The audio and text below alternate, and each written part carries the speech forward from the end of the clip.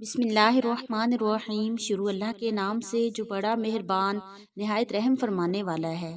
محترم ناظرین و سامعین، السلام علیکم ورحمۃ اللہ وبرکاتہ۔ ناظرین، آج کی ویڈیو قرآن کریم کے عجائبات، فوائد اور فضائل کے متعلق ہے۔ میں امید کرتی ہوں کہ آج کی ویڈیو دیکھنے کے بعد آپ کا تلاوت قرآن کی طرف شوق ابھرے گا، اور اگر آپ یہ چاہتے ہیں کہ القرآن کی طرف آپ کا دل لگے اور آپ قرآن کریم کی حلاوت اور برکات محسوس کریں، تو آپ سے درخواست ہے کہ ویڈیو کو آخر تک دیکھیں۔ جزاک اللہ۔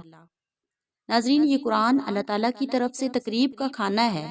تم اپنی پوری کوشش سے اس تقریب کے کھانے کی طرف متوجہ رہو۔ بلا شبہ یہ قرآن اللہ کا عہد ہے، نور مبین ہے، نفع بخش شفا ہے۔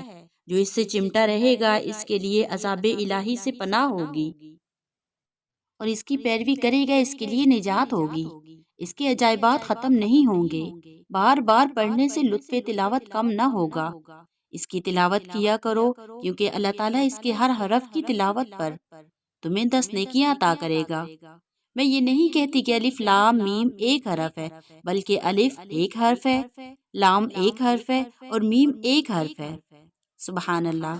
حضرت ابو ہریرہ رضی اللہ تعالیٰ عنہ سے روایت ہے، جناب رسول اللہ صلی اللہ علیہ وآلہ وسلم نے ارشاد فرمایا، جس نے کتاب اللہ کی ایک آیت سنی، اس کے لیے ایسی نیکی لکھی جائے گی جو 2 چند ہوتی رہے گی، اور جس نے خود تلاوت کی تو یہ آیت اس کے لیے قیامت کے دن روشنی ہوگی۔ اللہ رب العزت سورہ بقرہ میں ارشاد فرماتے ہیں، وہ لوگ جن کو ہم نے کتاب دی، وہ لوگ اس کو اس طرح سے پڑھتے ہیں جس طرح سے اس کی تلاوت کا حق ہے، یہی لوگ ہیں اس پر ایمان لانے والے۔ حضرت ابو امامہ رضی اللہ تعالیٰ عنہ سے روایت ہے، رسول اللہ صلی اللہ علیہ وآلہ وسلم نے فرمایا، بس تم قرآن کریم کی تلاوت کیا کرو۔ قرآن مجید اپنے اصحاب یعنی تلاوت کرنے والے اور عمل کرنے والے کے لیے قیامت کے روز شفیع یعنی شفاعت کرنے والا بن جائے گا۔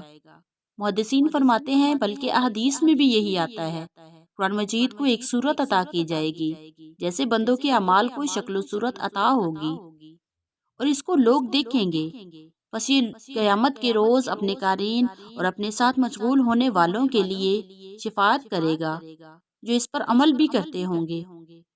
حضرت علی رضی اللہ تعالیٰ عنہ سے روایت ہے، رسول کریم صلی اللہ علیہ وآلہ وسلم نے ارشاد فرمایا، جس شخص نے قرآن شریف پڑھا پھر اس کو خوب یاد کر لیا، اس کے حلال کو حلال جانا اور اس کے حرام کو حرام، اللہ تعالیٰ اس کو اس کے بدلے میں جنت میں داخل کریں گے، اور اس کے گھر کے ایسے 10 افراد کے حق میں اس کی شفاعت قبول کریں گے جن کے لیے جہنم واجب ہو چکی تھی۔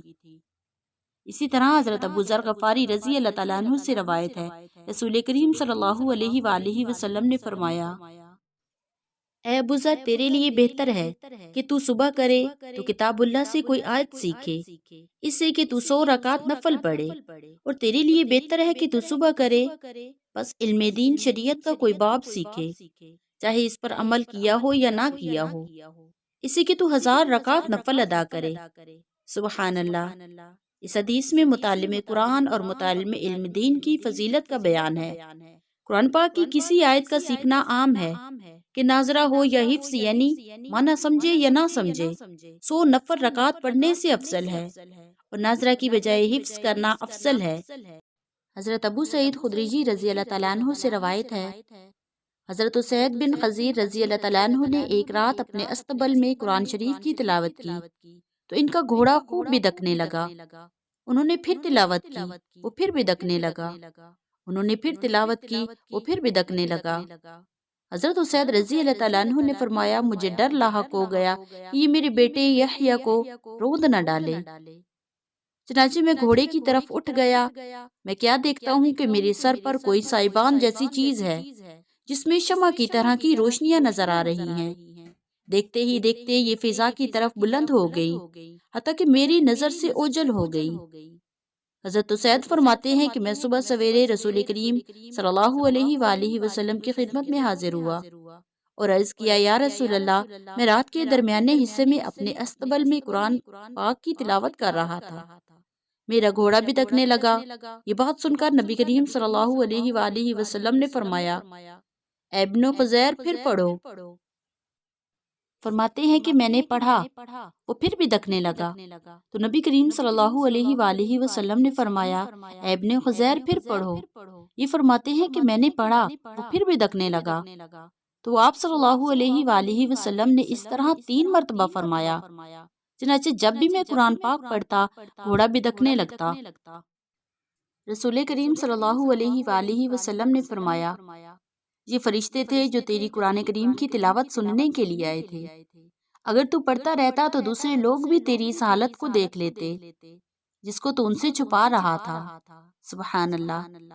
حضرت ابو ہریرہ رضی اللہ تعالیٰ عنہ فرماتے ہیں رسول کریم صلی اللہ علیہ وآلہ وسلم نے فرمایا کوئی قوم اللہ کے گھروں میں سے کسی گھر میں کتاب اللہ کی تلاوت اور آپس میں اس کے درس و تدریس کے لیے جمع نہیں ہوتی مگر ان پر سکینت اور اطمینان نازل ہوتا ہے اور رحمت چھا جاتی ہے، اور رحمت و مغفرت طلب کرنے والے اور تلاوت قرآن سننے والے فرشتے ان کو گھیر لیتے ہیں، اور اللہ تعالیٰ ان کا ذکر اپنے مقرب فرشتوں میں فرماتے ہیں۔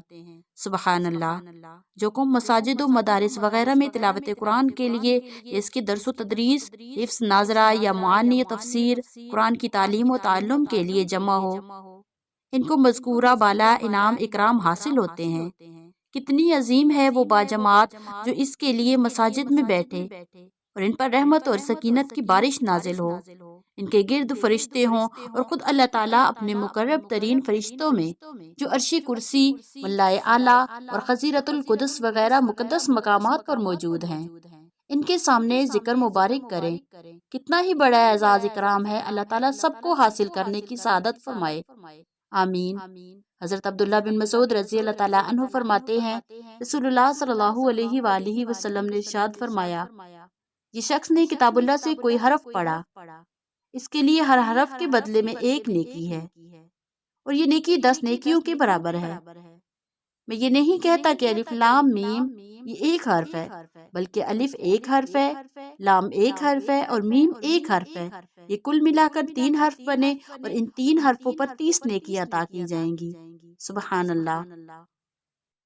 حضرت عائشہ صدیقہ رضی اللہ تعالیٰ عنہ فرماتی ہیں رسول کریم صلی اللہ علیہ وآلہ وسلم نے فرمایا جس نے قرآن میں مہارت حاصل کر لی اس کی وجہ سے اس کو حفظ یا ناظرہ کی حالت میں بہتر طریقہ پر اور بے تکلف رواں پڑتا رہا، وہ معزز فرشتوں کے ساتھ ہوگا جو میر منشی اور نیک کار ہیں، اور جو لوگ قرآن شریف کو اٹکتا ہوا پڑھتے ہیں، اس میں وقت اٹھاتے ہیں، ان کو دوہرا اجر ملے گا۔ سبحان اللہ۔ حضرت ابو ہریرہ رضی اللہ تعالیٰ عنہ فرماتے ہیں رسول کریم صلی اللہ علیہ وآلہ وسلم نے فرمایا جس شخص نے ان فرض نمازوں کی حفاظت کی ہمیشہ ادا کرتا رہا، اس کو غافلین میں سے نہیں لکھا جائے گا، اور جس نے رات کے وقت 100 آیات تلاوت کی وہ عبادت گزاروں میں سے لکھے جائیں گے۔ سبحان اللہ۔ حضرت عبداللہ بن عمر رضی اللہ تعالیٰ عنہ سے روایت ہے رسول اللہ صلی اللہ علیہ وآلہ وسلم نے فرمایا جس آدمی نے قرآن کریم پڑھا اس نے علوم نبوت قرآن کو اپنی پسلیوں کے درمیان دل میں لے لیا، اس کی طرف وحی نہیں کی جاتی۔